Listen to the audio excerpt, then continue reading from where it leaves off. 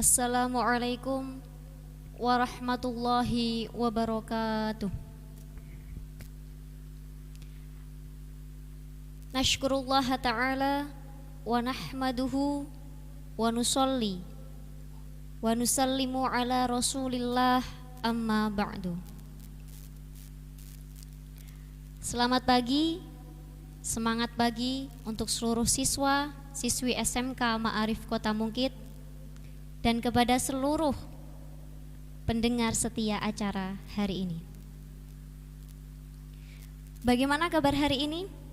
Sehat semua? Keluarga di rumah juga sehat semua? Kita semua berdoa semoga Allah Subhanahu wa Ta'ala selalu memberi perlindungan kepada kita semua dari mara bahaya, khususnya mara bahaya virus COVID-19. Teriring doa, hafadhunallahu wa iyyakum min virus COVID-19. Amin. Acara hari ini adalah acara dalam rangka memperingati hari lahir Nahdlatul Ulama ke-95. Tentu kita tidak hanya memperingati saja, akan tetapi kita mengevaluasi, mengisi dan meneruskan perjuangan para ulama-ulama Nahdlatul Ulama. Alangkah baiknya sebelum kita memulai acara hari ini, kita kirim hadiah Fatihah kepada para muassis Nahdlatul Ulama dengan harapan kita semua mendapat barokah dari para ulama-ulama Nahdlatul Ulama untuk terus memperjuangkan perjuangan Nahdlatul Ulama. Liridhoillah wali syafaati Rasulillah ila hadrati Muhammadin sallallahu alaihi wasallam wa ila hadratus Syekh Simbah Kiai Haji Hasyim Asy'ari, Simbah Kiai Haji Wahab Hasbullah, Simbah Kiai Haji Bisi Sansuri wa khairihim syaulillahi lahum. Al-Fatihah. A'udzu billahi minasyaitonir rajim. Bismillahirrahmanirrahim. Alhamdulillahi rabbil alamin. Arrahmanir rahim. Maliki yaumiddin. Iyyaka na'budu wa iyyaka nasta'in. Ihdinas shiratal mustaqim. Shiratal ladzina an'amta 'alaihim ghairil maghdubi 'alaihim waladdallin. Amin. Siswa-siswi SMK Ma'arif Kota Mungkit yang berbahagia, seperti yang saya katakan tadi, ini adalah acara dalam rangka memperingati hari lahir Nahdlatul Ulama ke-95. Sebelumnya saya akan meminta siswa-siswi semua dan seluruh pendengar untuk memulai acara hari ini dengan tabasum. The meaning of tabasum is smile. Jadi kita memulai sesuatu dengan senyuman, karena tabassumuka fi wajhi akhika shadaqah. Harapannya spirit dalam mengikuti kegiatan ini akan selalu ada sampai nanti di ujung acara. Mari kita mulai bertabasum. 1, 2, 3. Oke, terima kasih. Para kader-kader muda Nahdlatul Ulama, hafidhakumullah. Kenapa saya menggunakan istilah kader-kader muda? Karena baik saya ataupun seluruh siswa-siswi SMK Ma'arif Kota Mungkit dan seluruh guru karyawan merupakan kader-kader Nahdlatul Ulama. Karena kita semua berada di bawah naungan Lembaga Pendidikan Ma'arif, yang mana lembaga ini merupakan lembaga di bawah Nahdlatul Ulama. Maka saya menggunakan istilah kader-kader Nahdlatul Ulama. Hari ini, tanggal 31 Januari adalah hari yang sangat spesial. Momen yang penting bagi seluruh warga Nahdliyin, warga Nahdlatul Ulama. Kenapa begitu sangat penting? Pertanyaannya adalah seperti itu. Mari sejenak kita membuka lembaran sejarah masa lalu. Pada tahun 1926, tahun berdirinya Nahdlatul Ulama. Nahdlatul Ulama merupakan organisasi sosial kemasyarakatan yang didirikan oleh para ulama yang alim, alamah, solih, memiliki kecerdasan intelektual yang tinggi. Nahdlatul Ulama merupakan organisasi sosial kemasyarakatan yang tersebar luas, tidak hanya di nasional tanah air saja, melainkan sampai internasional. Dan perlu kalian ketahui bahwasanya Nahdlatul Ulama merupakan organisasi yang diridhoi Allah Subhanahu wa taala, selalu mendapat petunjuk dari Allah Subhanahu wa taala. Saya akan memberikan sedikit saja bukti bahwasanya organisasi Nahdlatul Ulama merupakan organisasi yang diridhoi Allah dan selalu mendapat petunjuk Allah Subhanahu wa taala. Saya akan memberikan contoh lambang Nahdlatul Ulama. Kita semua sudah tahu, sering lihat bagaimana lambang Nahdlatul Ulama itu.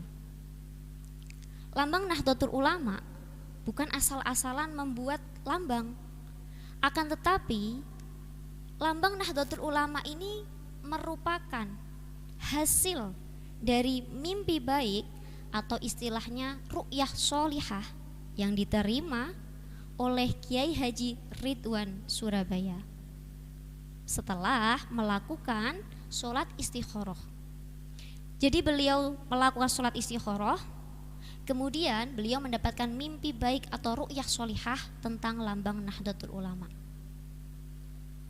Ini menunjukkan salah satu bukti bahwa setiap langkah garis perjuangan yang dilakukan oleh Nahdlatul Ulama mendapatkan petunjuk dari Allah Subhanahu wa taala. Kader-kader muda, hafidhakumullah. Garis perjuangan atau konsep perjuangan yang sudah dirumuskan oleh Nahdlatul Ulama pada tahun 1926 itu dirumuskan menjadi yang namanya Tis'u Nahdhah, 9 kebangkitan. Jadi ada 9 kebangkitan yang dibahas, yang dirumuskan oleh Nahdlatul Ulama, yang tujuannya tentu bukan hanya pada waktu itu, tetapi untuk masa depan. Inilah tujuan visioner yang sudah dilakukan oleh Nahdlatul Ulama.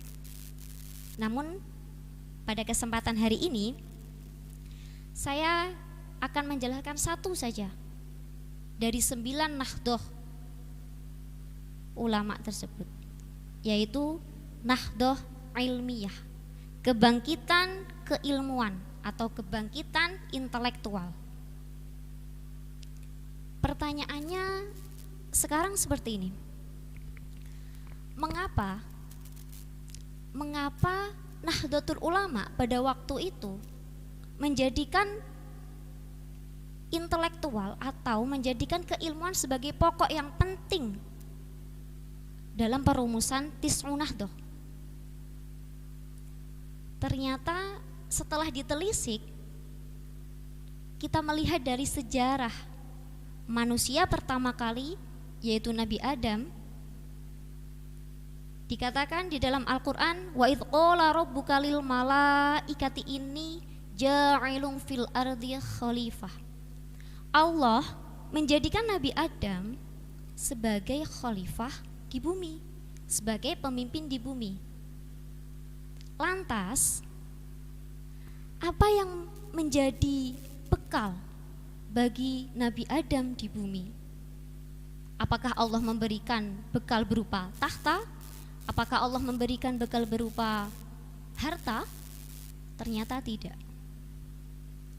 Ayat selanjutnya menjelaskan, wa 'allama Adamal asma'a kullaha. Ternyata Allah membekali Nabi Adam untuk menjadi khalifah fil ard dengan ilmu, bukan harta, bukan juga tahta. Inilah yang menunjukkan pentingnya ilmu. Tetapi perlu diketahui bahwasanya ilmu saja tidak menjamin seseorang selamat dari godaan setan atau iblis. Ya, kita sudah tahu cerita dari kisah Nabi Adam, bahwasanya Nabi Adam tergelincir ke dalam dosa, melanggar larangan Allah berupa memakan buah khuldi. Padahal Allah sudah memberikan ilmu, wa 'allama Adam al-asma. Tetapi ternyata ayat selanjutnya, fa azallahuma syaitanu anha fa akhrajahuma mimma kana fih. Ternyata tergelincir walaupun sudah mempunyai ilmu, tetap terpeleset ke dalam dosa. Pada akhirnya Allah Subhanahu wa taala menurunkan Nabi Adam dari surga ke dunia. Dan di dunia Nabi Adam menyesal atas apa yang telah diperbuatnya.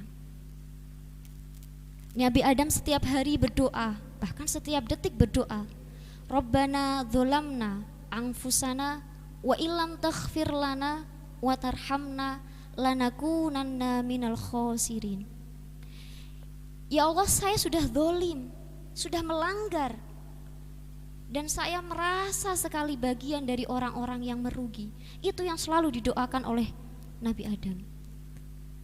Berkat doa dan penyesalan yang taubatan nasuha, akhirnya Allah Subhanahu wa taala memberikan hidayah wal taufik wal iman kepada Nabi Adam. Di ayat selanjutnya difirmankan, fatalaqqa Adamu mir rabbihi kalimatin fataba alaih. Nabi Adam menemukan kalimat Rabb, menemukan kalimat Allah berupa iman. Di dalam hatinya ada Allah. Ini justru yang ternyata menjadikan Nabi Adam selamat adalah karena adanya keimanan, bukan hanya keilmuan saja. Jadi dari kisah Nabi Adam ini kita bisa mengambil ibroh, pengalaman, bahwasanya bahwasanya hanya dengan ilmu tidak bisa menjamin keselamatan kita dari godaan setan dan iblis. Yang bisa menjamin kita dari keselamatan godaan setan dan iblis adalah keimanan. Tengoklah di sekitar kita saja, di Indonesia ini banyak sekali orang-orang pintar di pemerintahan ini yang korupsi. Jangan salah, orang-orang yang menjadi menteri di sana adalah orang-orang yang lulusan luar negeri, Harvard University, Oxford, pokoknya yang jauh-jauh sana. Tapi ternyata masih mau melakukan dosa berupa korupsi. Disinilah letak keimanan yang menjadikan penyelamat kita semua dari godaan setan dan iblis. Tidak mungkin seseorang yang melakukan dosa kemudian dia beriman, tidak mungkin. Orang yang melakukan dosa pasti imannya tidak ada. Di hadis dikatakan la yazni az-zani hina yazni wa huwa mu'min wa la yashriku as-sarik hina yasriku wa huwa mu'min. Tidak mungkin seorang pezina itu melakukan zina ketika dia sedang beriman, dan tidak mungkin seorang pencuri mencuri ketika dalam posisi beriman. Jadi ketika siswa-siswi semua melakukan pembelajaran daring ini, malas, enggan untuk melakukan tugas-tugas yang sudah diberikan Bapak Ibu guru, nah, disinilah keimanan kalian dipertanyakan. Seharusnya ketika kalian mempunyai iman yang kuat, Kalian pasti akan menjalankan sesuai dengan rule-nya, sesuai dengan peraturannya, mengerjakan tugas, melakukan presensi BPPK, seperti itu. Tetapi pada saat kalian tidak melakukan itu, melakukan peraturan yang sesuai dengan apa yang diperintahkan Bapak Ibu Guru, nah disitulah keimanan kalian dipertanyakan. Oleh karena itu seharusnya antara keilmuan dan keimanan itu adalah selaras, bersinergi bersama, seimbang. Karena ketika keilmuan saja tentu akan jomplang gitu. Jadi harus semua bersinergi. Karena keselamatan kita dari godaan setan itu adalah dari keimanan kita. Tentu saja tidak hanya itu dalam proses kita meningkatkan nahdhah ilmiah kita. Kembali ke topik tadi, nahdhah ilmiah.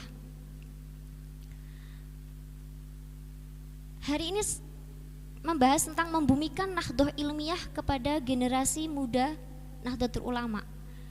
Kiat sukses kita untuk meningkatkan nahdhah ilmiah atau kebangkitan keilmuan kita, salah satunya adalah dengan Iqra, sesuai dengan ayat pertama yang turun. Iqra bismi rabbikal ladzi khalaq. Bacalah, bacalah, dan bacalah. Tanpa membaca kita tentu tidak akan tahu apa-apa.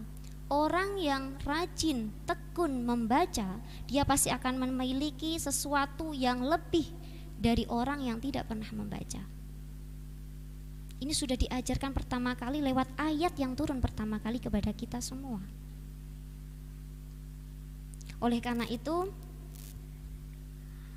sebentar, saya punya cerita, punya kisah tentang Gus Dur.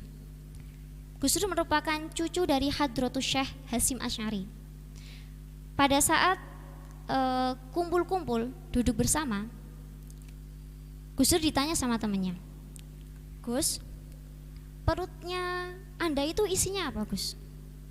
Oh, isinya nasi gitu. Enggak, maksud saya itu kenapa Gus Dur itu seperti perpustakaan yang berjalan? Kenapa Gus Dur itu seperti ensiklopedia berjalan? Ditanya ini bisa, ditanya itu bisa. Kenapa itu, Gus? Gus Dur menjawab dengan sangat sederhana. Ternyata jawaban dari Gus Dur adalah, ini loh resepnya, tekun membaca. Jawabannya hanya sangat sederhana, namun untuk mempraktekannya bukanlah hal yang mudah. Tapi manfaat kalau kita sudah bisa tekun membaca itu sangat besar. Kader-kader muda Nahdlatul Ulama hafidzakumullah, kalian semua sekarang masih dalam proses taraf pelajar. Ya, dalam taraf pelajar. Kita tahu ini adalah masa emas kalian untuk menggali ilmu sebanyak mungkin. Kalian bakal jadi pemimpin masa depan. Seperti kata makalah, Syubbanul Yaum, Rijalul Ghad. Children today, leader tomorrow. Kalian remaja hari ini, pemuda-pemudi hari ini akan jadi calon-calon pemimpin masa depan. Sekarang bekal menjadi seorang pemimpin adalah dengan berilmu. Memiliki ilmu sebanyak-banyak mungkin. Saya punya analogi perumpamaan dari hal yang sederhana yang sering kita lihat di kehidupan kita masing-masing. Ini tentang kisah dari tempayak atau rayap. Tahu rayap ya? Tempayak atau rayap itu akan menjadi laron manakala pada saat yang tepat, pada saat perkembangan tempayak tersebut dia mendapatkan siraman air hujan, akan menjadi laron yang terbang bebas mengelilingi dunia. Akan tetapi manakala tempayak atau rayap itu pada saat yang tepat yang seharusnya dia mendapat siraman dari air hujan, ternyata tidak mendapatkannya, maka dia hanya akan menjadi rayap yang berjalan di tanah saja, tidak bisa terbang kemana-mana. Tentu jangkauan yang terbang lebih luas daripada yang berjalan. Maksudnya seperti ini. Dari analogi saya, dari perumpamaan saya tadi, kisah tempayak tadi, kalian ingin menjadi pemimpin yang menjulang tinggi, terbang tinggi seperti laron. Maka pada saat pembelajaran, maka pada saat waktu yang tepat, kalian harus belajar dengan tepat, serius, fokus. Namun kalau kalian memilih untuk menjadi rakyat jelata yang berada di bawah, maka tentu waktu masa pembelajaran kalian tentu tidak fokus dalam belajar. Jadi sekarang tinggal kita pilih saja. Kita mau menjadi bagian dari laron yang bisa terbang tinggi dengan belajar sungguh-sungguh pada waktu yang tepat. Bagi kalian siswa-siswi SMK Ma'arif Kota Mukit, hari ini, detik ini kalian bersekolah adalah waktu yang tepat untuk menggali potensi kalian, menggali keilmuan kalian. Atau kita akan menjadi rayap yang berjalan di tanah yang siap diinjak-injak oleh kaki manusia. Kita tinggal memilih ingin menjadi laron yang terbang tinggi atau menjadi rakyat yang menjadi rakyat, berarti menjadi rakyat jelata yang siap diinjak-injak oleh kaki manusia yang berkuasa. Ini perumpamaan tentang bagaimana kita akan menjadi seorang pemimpin. Kader-kader muda Nahdlatul Ulama, hafidzakumullah.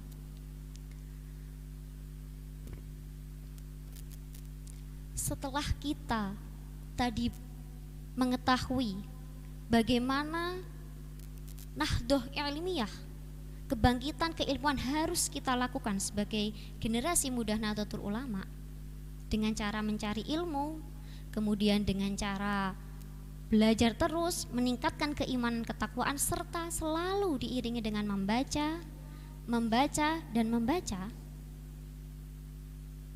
Maka ada hal yang lebih penting lagi setelah kita belajar mencari ilmu, adalah mempraktekkannya.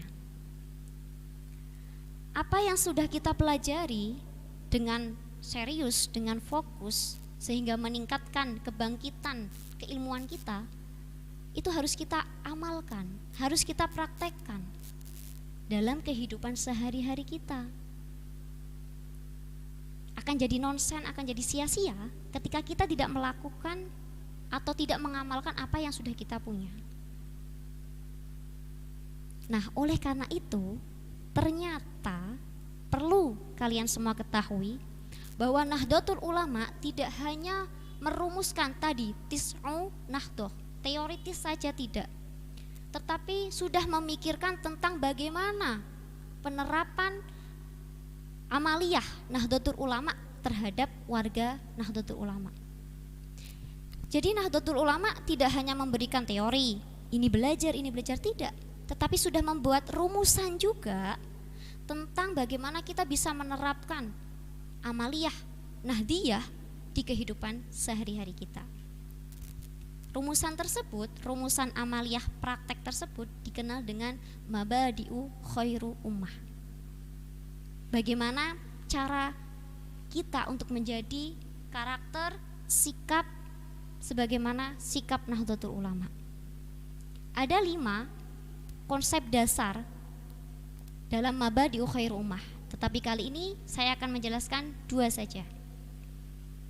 Yang pertama adalah al-amanah wal wafa bil ahdi. Dapat dipercaya serta tanggung jawab terhadap apa yang telah dijanjikan. Sikap ini sebenarnya sederhana sekali dan sangat bisa dipraktekkan dalam kehidupan kita. Contohnya seperti ini. Kalian sebagai siswa-siswi SMK, sebagai pelajar Nahdlatul Ulama, dulu sewaktu pertama kali masuk di SMK ini kelas 10, tentu sudah mendapatkan pengarahan, sudah mendengarkan rule atau peraturan yang diberikan sekolah kepada kalian. Seperti mentaati peraturan sekolah, kemudian menjaga nama baik sekolah, dan banyak hal. Nah, ini adalah kesempatan bagi kita semua untuk mencoba mengamalkan ilmu yang sudah kita dapat. Kita bisa menerapkan sikap al-amanah wal wafa bil ahdi dalam proses pembelajaran di sekolah. Kalian menjalankan tugas-tugas dari sekolah, mengikuti pembelajaran daring secara teratur, itu juga sudah mencerminkan sikap pelajar Nahdlatul Ulama, yaitu al-amanah wal wafa bil ahdi. Kalian patuh dengan apa yang Bapak Ibu guru katakan, kalian tidak mencemarkan nama baik, itu juga sudah termasuk dari sikap pelajar Nahdlatul Ulama. Hal yang sebenarnya sudah ada di sekitar kita, tetapi kita terkadang tidak menyadarinya. Di lingkungan masyarakat, contohnya, di sekolah kita sudah ditegaskan bahwasanya kita siswa-siswi tidak diperkenankan untuk menyemir rambutnya.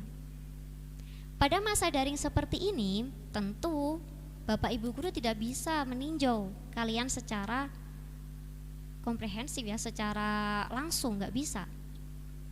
Kalian terus berpikir, wah rambut saya semir saja, seperti itu. Nah, ketika kalian melakukan hal tersebut, berarti sikap pelajar Nahdlatul Ulama, al-amanah wal wafa bi ahdi hilang di diri kalian. Karena seharusnya tanpa ada guru, tanpa ada pantauan Pak Guru, tanpa melihat, tanpa bertemu langsung dengan Bapak Ibu guru, kalian tetap bisa melakukan apa yang menjadi rule, apa yang menjadi peraturan sekolah kita. Kita sama-sama kita introspeksi diri, kalian introspeksi diri, apakah saya sudah menerapkan sikap pelajar Nahdlatul Ulama yang seharusnya ada dalam diri Nahdlatul Ulama, yaitu al-amanah wal wafa bil ahdi. Dalam sosial kemasyarakatan juga, sikap amanah yang harus dimiliki oleh pelajar Nahdlatul Ulama adalah mengikuti acara-acara amaliyah Nahdiyah, misal seperti tahlilan, pada saat sholat subuh membaca doa kunut. Nah, ketika kamu bisa menjalankan hal-hal amaliyah Nahdiyah seperti itu, amalan-amalan yang diwajibkan oleh Nahdlatul Ulama, maka kamu, dalam diri kamu sudah melekat yang namanya al-amanah wal wafa bi ahdi. Itu. Yang kedua adalah al-istiqomah. Al-istiqomah itu adalah konsisten, ajak, berkelanjutan, terus menerus. Ini juga bisa kita terapkan dalam sekolah kita, di lingkungan sekolah kita, yaitu mengikuti pembelajaran daring tentunya, karena kita memang belum bisa tatap muka, dengan konsisten, dengan terus menerus istiqomah. Ini bisa kita terapkan dalam kehidupan kita. Kita tahu bahwasanya masa pandemi ini akan menyebabkan kita jenuh, bosan, susah sekali mencari sinyal dan lain-lain. Tetapi justru keadaan pandemi ini, adanya COVID-19 ini justru menguji bagaimana sebenarnya diri kita, bagaimana sebenarnya karakter kita. Apakah kita bisa amanah? Apakah kita bisa istiqomah? Nah, ini sebenarnya salah satu kesempatan kita untuk mengevaluasi diri, melihat, berkaca, saya udah amanah belum ya? Oh, saya sudah istiqomah belum ya? Nah, jadi kita tidak perlu menyalahkan keadaan, tetapi justru kita bisa mengambil pelajaran yang berharga dari adanya COVID-19 ini.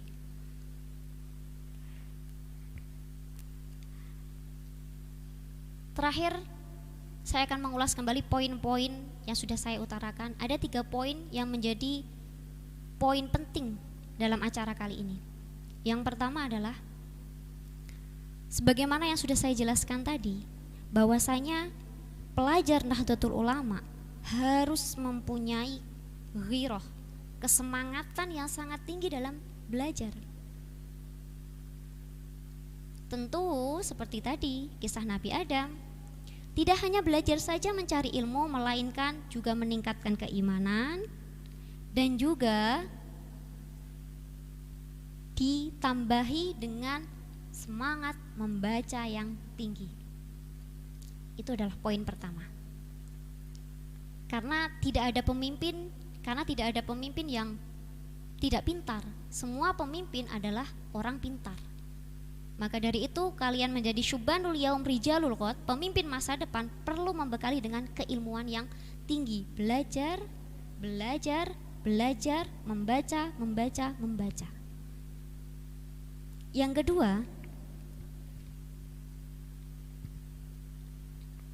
Yang kedua adalah setelah kita mendapatkan apa yang sudah kita cari, ilmu yang sudah kita cari, yang kita dapatkan, kita harus mengamalkannya.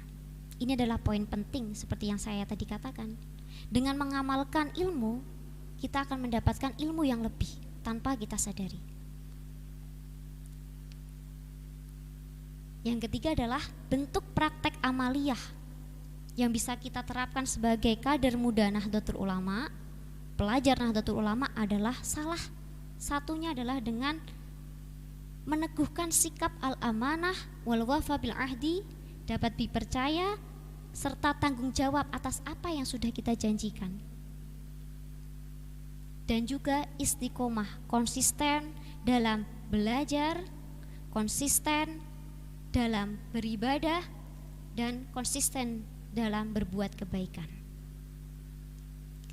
Kiranya itu saja yang dapat saya sampaikan karena waktu sudah cukup lama. Tentu banyak sekali kata yang tidak pas, kata yang salah, tidak enak didengar. Saya mohon maaf yang sebesar-besarnya. Sebelum saya tutup, saya dan seluruh sivitas akademika SMK Ma'arif Kota Mungkit mengucapkan selamat hari lahir Nahdlatul Ulama ke-95. Semoga ke depan dan seterusnya Nahdlatul Ulama bisa terus berkembang, maju dan luas. Iktafaitu kalami, akhiru qauli hadza, summa assalamu alaikum warahmatullahi wabarakatuh. Salam tabassum.